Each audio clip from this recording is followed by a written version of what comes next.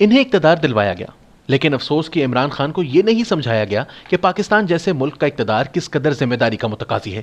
حکمران بننے سے قبل انہیں یہ نہیں سمجھایا گیا کہ حکمران بننے کے بعد زبان کس قدر احتیاط سے استعمال کرنی ہے، اور نہ انہیں اختلاف رائے کی اہمیت باور کروائی گئی، اور نہ عمران خان کو مشاورت کے فن سے آشنا کرایا گیا۔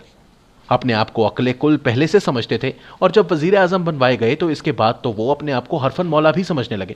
وہ بہرحال وزیر اعظم پاکستان ہیں، جو ان کے منہ سے نکلنے والا ہر لفظ ریکارڈ کا حصہ بنتا ہے۔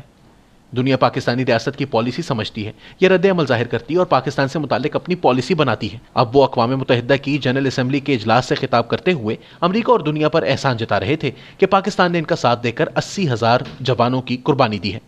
لیکن وہ ممالک ان کی بات پر کیوں کر یقین کریں گے جبکہ وہ دیکھ چکے ہیں کہ یہی عمران خان بطور وزیر اعظم اپنی اسمبلی کے فلور پر اسامہ بن لادن کو شہید، جبکہ دوسری طرف طالبان کو غلامی کی زنجیریں توڑنے والے قرار دے چکے ہیں۔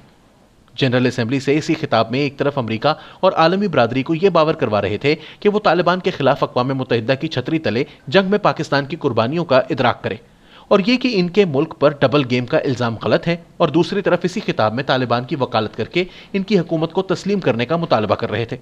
انہوں نے تسلیم کرنے کا واشگاف مطالبہ نہیں کیا، لیکن ان کی حکومت کی مدد کرنے اور دیگر مطالبات کا لب لباب یہی تھا۔ دوسری طرف اسی خطاب میں انہوں نے طالبان کے قہر کو بھی دعوت دی۔ انہوں نے افغان طالبان کی تحریک کو پختون قوم پرستی سے جوڑ دیا، حالانکہ طالبان نے کبھی پختون نیشنلزم کی بات نہیں کی۔ ان کا نعرہ شریعت ہے، وہ اپنی منزل خلافت قرار دیتے ہیں۔ طالبان کے مقابلے میں جو لوگ امریکہ اور نیٹو کی چھتری تلے حکمران بنے وہ حامد کرزئی تھے یا اشرف غنی، اور دونوں پختون تھے۔ اقوام متحدہ کی جنرل اسمبلی کے فورم پر اپنے اس خطاب میں انہوں نے پاکستانی عسکریت پسندوں کی طرف سے طالبان کی سپورٹ میں بندوق اٹھانے کی وجہ یہ بیان کی کہ دونوں طرف افغانستان اور پاکستان میں پختون تھے، اور پختون نیشنلزم کی بنیاد پر پاکستانی طالبان نے افغان طالبان کی حمایت میں ہتھیار اٹھائے، حالانکہ ہر ایک جانتا ہے کہ اس کی وجہ پختون قوم پرستی نہیں بلکہ مذہبی نظریاتی ہم آہنگی یا پھر اسٹریٹجک گیم تھی۔ طالبان کے پہلے دور میں ان کا حامی اخبار وزیرستان یا پشاور نہیں بلکہ کراچی سے نکلتا تھا، جو ایک اردو بولنے والے عالم دین کے زیر اہتمام شائع ہوتا تھا۔ ان کے سب سے بڑے حامی جنرل حمید گل، جنرل صاحب مرحوم بتایا کرتے تھے کہ ان کے آباء و اجداد مالاکنڈ ڈویژن کے علاقے بنیر سے آئے تھے اور وہ نسلاً پختون ہیں، لیکن اس حساب سے پھر مولانا صوفی محمد صاحب تاجک النسل ہیں، جو طالبان کے حق میں ہزاروں لوگ افغانستان لے گئے تھے، اور کرنل امام تھے، جو ظاہر ہے کہ پختون قوم پرست ہرگز نہیں تھے۔ 9/11 کے بعد ان کے حق میں پہلا فتویٰ لال مسجد کے امام کی طرف سے آیا۔ بلا شبہ مولوی نیک محمد پاکستانی طالبان کے پہلے لیڈر تھے، لیکن انہوں نے پناہ عرب اور ازبک مجاہدین کو دی تھی۔ اس وقت عمران خان کے چہیتے بیوروکریٹ اور ان کے موجودہ پرنسپل سیکرٹری اعظم خان جنوبی وزیرستان ایجنسی کے پولیٹیکل ایجنٹ تھے۔ طالبان کی پہلی حکومت کے پاکستان میں جو شدید ترین مخالف تھے وہ بھی ANP اور پختونخوا ملی عوامی پارٹی کے لیڈر تھے، اور اب دوبارہ ان کی کامیابی پر بھی سب سے زیادہ ماتم یہ قوم پرست جماعتیں کر رہی ہیں۔ تحریک طالبان پاکستان میں پنجابی طالبان بھی شامل تھے۔ لشکر جھنگوی کے لوگ زیادہ تر پنجاب اور سندھ سے تھے، اور کراچی سے تعلق رکھنے والے سابق جماعتی ارشد وحید اور اکمل وحید جیسے لوگ بھی شامل تھے۔ تو پھر یہ کیسے پختون نیشنلزم کی تحریک تھی یا ہے؟ اردو بولنے والے سید منور حسن کی وہ بہت عزت کرتے تھے، لیکن پختون قاضی حسین احمد پر محمد ایجنسی میں پختون میجر مستگل نے خودکش حملہ کروایا تھا۔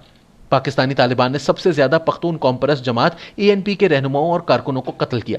سب سے زیادہ پختونخوا کے پولیس اہلکار ان کے ہاتھوں مارے گئے۔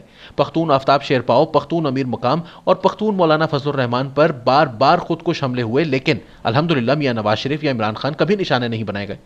بیت اللہ محسود پختون تھے، اور ان کے نمبر 1 حریف اسفندیار ولی بھی پختون تھے۔ مولانا فضل اللہ بھی سواتی پختون تھے، اور ان کے بندوں کے ہاتھوں نشانہ بننے والی ملالہ یوسف زئی بھی پختون ہے۔ APS پر حملے کا ماسٹر مائنڈ عمر منصور عرف نرے بھی پختون تھا، اور وہاں پر لقمہ اجل بننے والے بھی پختون بچے تھے۔ دوبارہ منظم ہونے کے بعد TTP نے جو پہلی ٹارگٹ لسٹ جاری کی ہے، اس میں آفتاب شیرپاؤ اور میاں افتخار جیسے پختونوں کے نام تو ہیں، لیکن پنجابی لیڈرز کے نام نہیں۔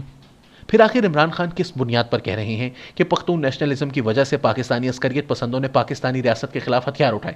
پختونوں کی یہ بدقسمتی ہے کہ کمیونزم اور کیپٹلزم کی جنگ ہو یا پھر القاعدہ اور طالبان کی، امریکہ اور اس کے اتحادیوں کے ساتھ نظریاتی اور تصویراتی جنگ ہو، اس کے لیے میدان پختونوں کی سرزمین بن جاتا ہے۔ اس وقت پاکستان میں ایک ایسی حکومت ہے جس میں وزراء بھی بڑی تعداد میں پختون ہیں، اور اعظم خان جیسے بیوروکریٹس بھی پختون ہیں، لیکن وہ عمران خان کے سامنے حق بات کا اظہار کر سکتے ہیں، نہ ان کو تاریخی حقائق بتا سکتے ہیں۔